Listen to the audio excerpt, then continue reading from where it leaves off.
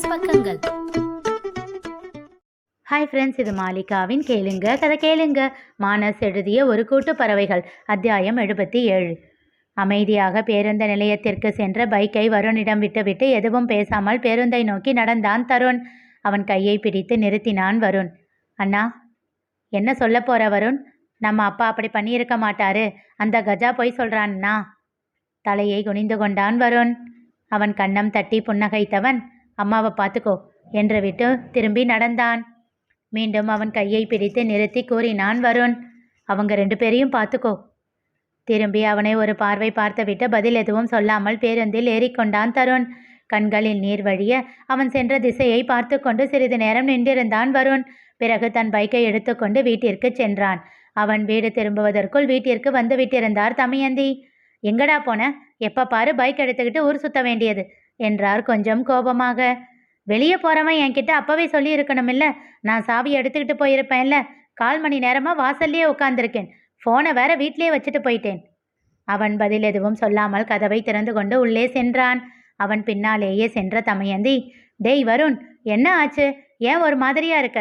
உன் அப்பா ஏதாச்சும் திட்டினாரா என்றார். அவன் பதில் சொல்லாமல் அமைதியாக அமர்ந்திருக்க அவன் கன்னம் பற்றி மென்மையாக கேட்டார். என்ன ஆச்சுடா? அவரை கட்டிக்கொண்டு வயிற்றில் முகத்தை புதைத்து வெடித்து அழுதான் வருண். கண்கள் மூடி சீட்டில் சாய்ந்து அமர்ந்து பேருந்தில் தருண் பயணித்து கொண்டிருக்க மிருணாளினியிடமிருந்து அழைப்பு வந்தது. ஹலோ, சொல்லுக்கா. எங்கடா இருக்க? கொஞ்சம் வெளியே வந்தேன். சரி, சீக்கிரம் வா. உளுந்தூர்பேட்டை போகணும்னு சொன்னேனே. ஒரு 1/4 மணி நேரத்தில் வந்துடுவேன். சரி என்று விட்டு அழைப்பை துண்டித்தாள் மிருணாளினி. விழுப்புரம் பேருந்து நிலையத்தில் இறங்கி அவளை அழைத்தான். அக்கா, நான் பஸ் ஸ்டாண்டில் தான் இருக்கேன், வந்துடுறியா? சிறிது நேரத்தில் அங்கே வந்து விட்டாள் மிருணாளினி. இருவரும் பேருந்தில் ஏறி அமர்ந்து கொண்டனர். எங்கே போயிருந்த? ஒரு தரம் முக்கியமாக பார்க்க போயிருந்தேங்க்கா. பஸ்ஸுலியா போன? ஒரு பைக் வாங்கிக்கலாம் இல்லை? அந்த ஆள் வாங்கி கொடுக்குறேன்னு தான் சொன்னார். எனக்கு தான் அவர்கிட்ட வாங்கிக்க பிடிக்கல, அதனால் வேண்டாம்னு சொல்லிட்டேன். என் ஃப்ரெண்டோட பைக்கை எப்போவாச்சும் யூஸ் பண்ணுவேன். ஏன் தருண் இப்படி பண்ணுற?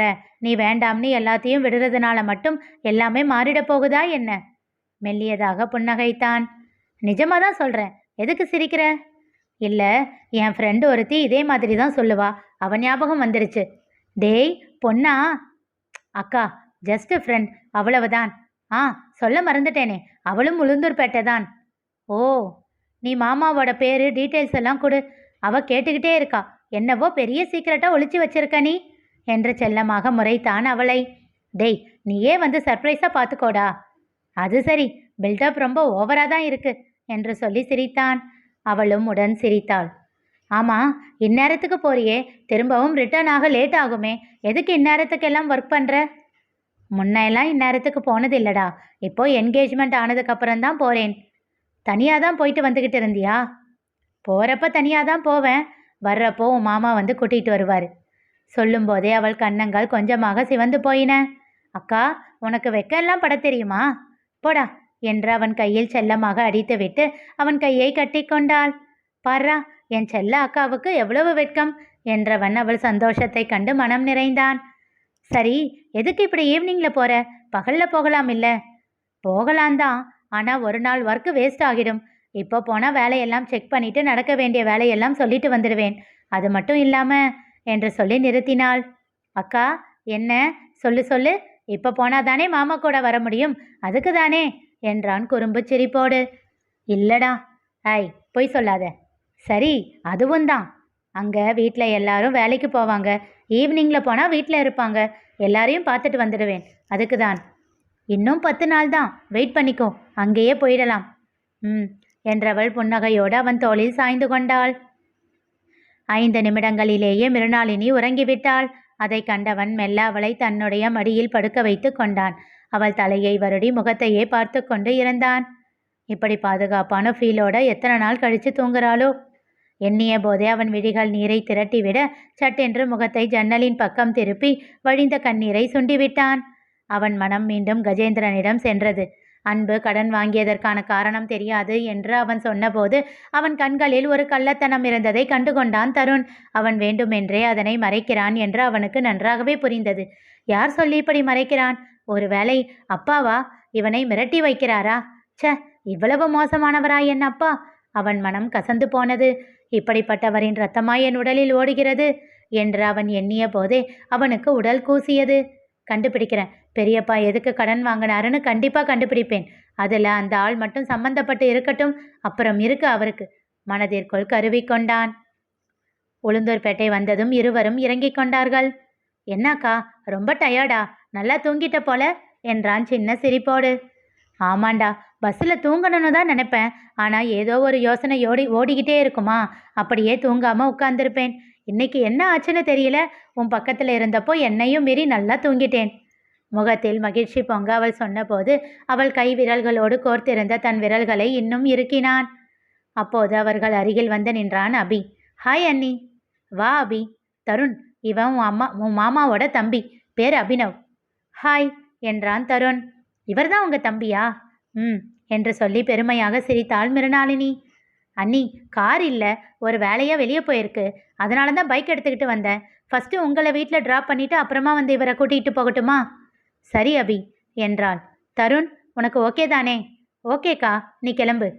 அபியின் பின்னால் அமர்ந்து அவள் சென்று விட இந்த பெயரை எங்கேயோ கேள்விப்பட்டிருக்கிறோமே என்று யோசித்து கொண்டு நின்றிருந்தான் தருண். இங்கே என்ன பண்ணுற? அதட்டலாக வந்த குரலை திரும்பி பார்த்தான் தருண். ஆதி பைக்கை நிறுத்தி அதில் இருந்து கொண்டே கையை கட்டி அவனை ஆழமாக பார்த்து கொண்டிருந்தான். ஹலோ சார், நீங்களா என்றான் தருண் புன்னகையோடு. அவன் பதிலுக்கு சிரிக்கவில்லை. இங்க என்ன பண்றேன்னு கேட்டேன் என்றான் கொஞ்சம் கோபத்தோடு. சார், என் அக்கா கூட வந்தேன். அப்படியா என்றவன் அவன் இடப்பக்கமும் வலப்பக்கமும் பார்த்துவிட்டு, எங்க உங்க அக்கா காணோம், உன் பாக்கெட்ல ஏதாச்சும் வச்சிருக்கியா என்ன என்று கேட்டு கிண்டலாக சிரித்தான். சார், இப்பதான் எங்க மாமாவோட தம்பி வந்து வீட்டுக்கு கூட்டிகிட்டு போனான், திரும்பவும் என்னை கூட்டிகிட்டு போக வருவான். எதுக்கு தருண் இப்படி போய் சொல்ற? என் தங்கச்சியை பார்க்க வந்திருக்கேன்னு தைரியமா என் முகத்தை பார்த்து சொல்லலாம் இல்ல? அது எப்படி? அவ வீட்டுக்கு வந்திருக்கிறது தெரிஞ்சதும் பின்னாலேயே வந்திருக்க?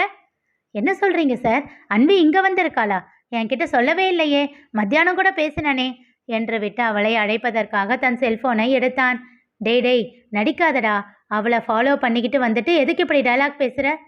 சார் என்றான் தருண் பொங்கி வந்த கோபத்தை அடக்கிக் கொண்டு. நீங்களா எதையாச்சும் கற்பனை பண்ணிக்காதீங்க. அவன் சொல்வதை காதில் வாங்காமல், சரி வா பைக்கில் உட்காரு என்றான். இல்லை வேண்டாம், என்னை கூப்பிட ஆள் வருவாங்க. அதெல்லாம் நான் பார்த்துக்கிறேன், முதல்ல நீ உட்காரு என்றான் ஆதி மிரட்டலாக.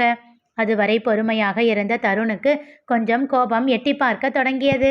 அதை கண்ட ஆதி உள்ளுக்குள் சிரிப்பை அடக்க போராடினான்.